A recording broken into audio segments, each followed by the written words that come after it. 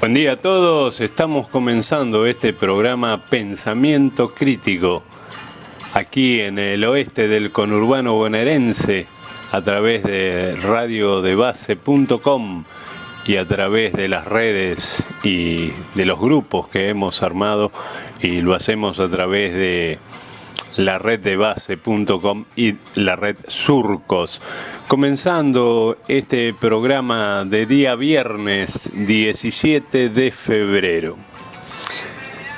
Y pensaba que necesitamos preguntarnos por qué respetar la legitimidad de origen del gobierno constitucional electo que aplica políticas contra la mayoría del pueblo y lo endeuda por generaciones sin consentimiento del pueblo. Sacar este gobierno cipayo y traidor no es una necesidad de todos nosotros, es una obligación con la patria. Escuchábamos ayer la conferencia de prensa, jactándose una vez más el presidente de la República, tomándonos el pelo, porque esta es la reflexión que nos viene a todos a la mente. Y muchas veces yo he hablado de generaciones como las del 60, las del 70, donde las luchas contra las dictaduras militares eran a través de la organización armada. ¿Será que tendremos que volver a esos tiempos? Porque esto de la democracia es algo que nos tiene que llamar a la reflexión. Si esto es la democracia, que un presidente nos mienta en la cara, quiera estafar al erario público, salvándose de una deuda de una empresa como el Correo Argentino, que fue pactada entre gallos y medias noches, como tantas cosas que pactó el grupo Sogma, primero con la dictadura militar y luego siempre mamando de la teta del Estado. Es tan grave ahora la situación que quienes administran el Estado son ellos mismos y nos roban en la cara. Y después se jactan en una conferencia de prensa de decirnos que hace muchos años que no se dan conferencias de prensa,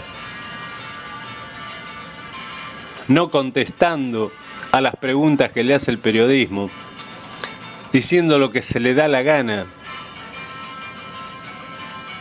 y con esa sonrisa burlona busca complicidad con el séquito de los que sienta en la primera fila en sus alocutorios y discursos. Y volviendo a aquella generación de los 60 y de los 70, cuando muchos de nosotros siempre mantuvimos las banderas en alto, nos damos cuenta que el pueblo argentino en su conjunto ha recibido algún tipo de droga que debe andar tirada por el aire para votar a semejante sátrapa. De todas maneras, esto de la democracia hay que reflexionarlo. En un padrón en la Argentina de un poco más de 20 millones de personas habilitadas para votar, 9 millones en la última elección, por distintas razones, no fueron a emitir el voto. Una de esas razones, en un alto porcentaje, sin ninguna duda, que debe ser porque no le creen a ningún político. Ninguno de estos que se presentan en la elección y que se ve claramente, porque hace muchos años que los conocemos, viven de la política. son profesionales de la política.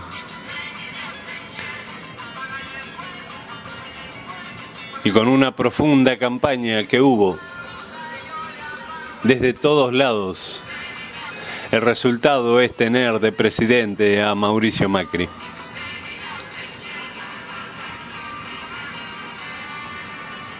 Nunca esperamos del poder que resuelva los problemas en este sistema de los más necesitados, de los más pobres. Pero sí hemos aprendido que a través de la movilización popular, de la organización, a ese poder lo podemos doblegar. Ni siquiera está sucediendo eso en este país. Y también reflexionando, nosotros compartimos diariamente la columna titulada Sin Mordaza que escribe el doctor Jorge Rachid. Y en el día de hoy él escribe algo que dice: la concepción mafiosa del poder político neoliberal se expresa en toda su dimensión en la repetición de la mentira. Cuando los españoles planteaban que habían descubierto América, como todavía se enseña en los colegios, sabían que estaban mintiendo. Estaban empezando el saqueo. También eran conscientes quienes planteaban en años posteriores que el monopolio español era asfixiante, mientras pensaban cómo entregar ese comercio a Inglaterra. Cuando llevaron la civilización a las fronteras, estaban escondiendo el genocidio de los pueblos originarios. Sarmiento y Mitre, planteando civilización o barbarie, estaban justificando los miles de degüellos de criollos y caudillos provinciales, como después la Liga Patriótica, formada por jóvenes, hijos de los conquistadores, que se hicieron dueños de la patria. Se estableció para perseguir inmigrantes pobres con ideas sindicales, anarquistas y socialistas. Hasta hicieron una ley, como ahora, que se llamó de residencia, elaborada por Miguel Cané, recordado como poeta, ocultado como represor para expulsar inmigrantes indeseables. Se escondieron y mintieron los verdaderos motivos de la represión de los obreros de la Patagonia trágica, que iniciaron una huelga exigiendo una vela y un catre, según el enorme Osvaldo Bayer. Cada hecho represivo recibió el amparo de una mentira, como hoy, donde cada acción de gobierno se intenta esconder con la posverdad. Mintieron sobre Irigoyen para el golpe de 1930. Lo encarcelaron y persiguieron. El pueblo no les creyó, como se vio en su sepelio años después, acompañado por cientos de miles de compatriotas. Lo mismo hicieron con Evita primero y Perón después.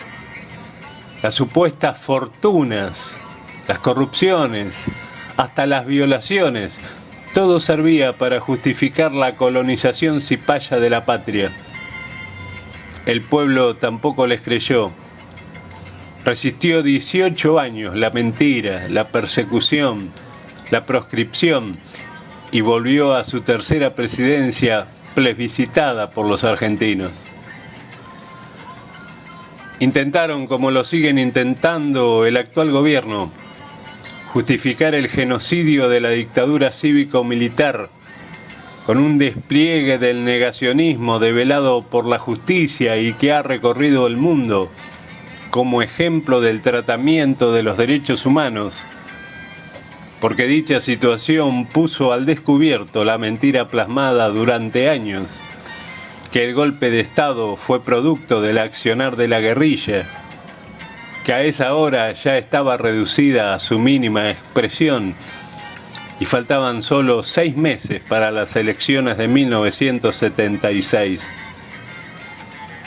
Otra mentira del poder económico.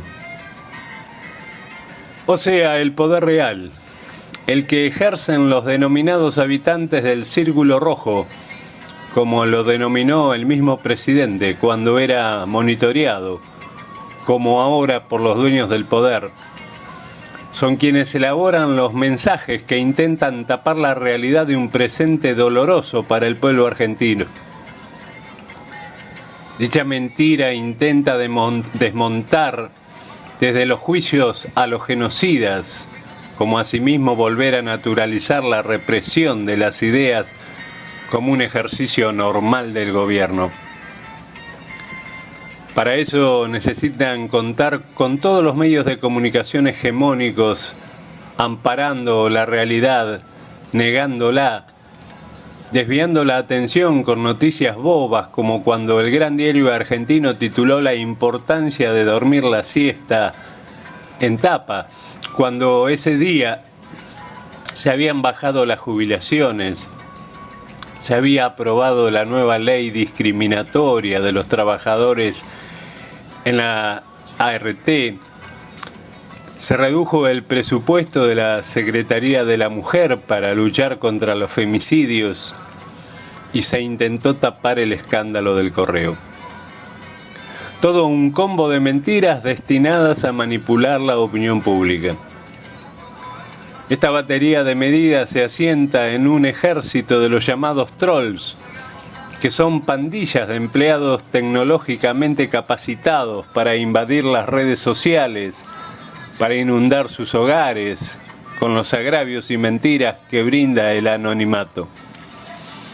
También los servicios secretos de la AFI colaboran junto a la Corte Suprema a instalar el juego del Gran Hermano en el país, donde todos somos seguidos. Los empleados que escriben en sus muros, los políticos y dirigentes sindicales espiados en sus correos privados, los militantes seguidos con agentes, todo bajo control de la nueva política, la mafia en funcionamiento. Todo este andamiaje sirve de base al robo y al saqueo de una banda de empresarios acostumbrados a robar al Estado bajo presión y lobbies durante décadas. Usaron a los militares todo el siglo XX, cuando una política estaba en dirección contraria a sus intereses, golpe de Estado. Reinstalada la democracia, demoler aquello que no les respondía, como Alfonsín, hasta que tuvo que claudicar. Domesticaron a Menem, ni siquiera eso necesitaron con De la Rúa. La crisis los puso en riesgo a ellos también, pero la mano invisible del mercado salvó a los bancos, hundiendo a los argentinos de a pie. Estos bancos volvieron a presionar y acomodar los grupos empresarios de la patria contratista. La familia del presidente, siempre creciendo, con cualquier signo, siempre corrompiendo.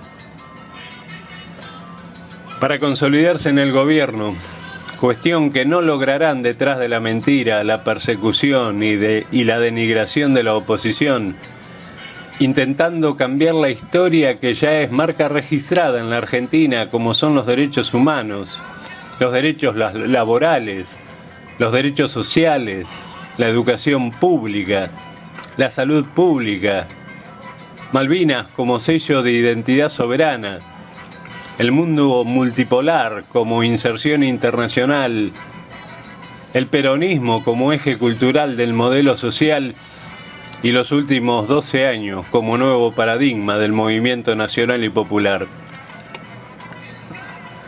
Sin embargo, sigue su prédica mentirosa, su persecución política, su ajuste planteado como sinceramiento, su apropiación del ahorro interno genuino, como las jubilaciones bajo el eufemismo reparación histórica.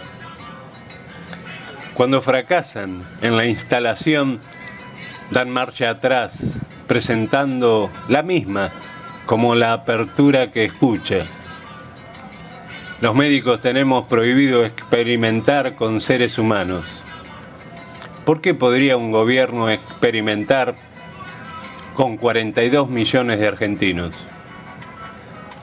Solo en un neoliberalismo brutal e inhumano. Este es el escrito de hoy del doctor Jorge Rachid en su columna llamada Sin Mordaza. Y aquí en Pensamiento Crítico, a través de la radio de base, compartimos los escritos de el doctor Jorge Rachid. Bien amigos, así comienza este programa hoy viernes 17 de febrero de 2017.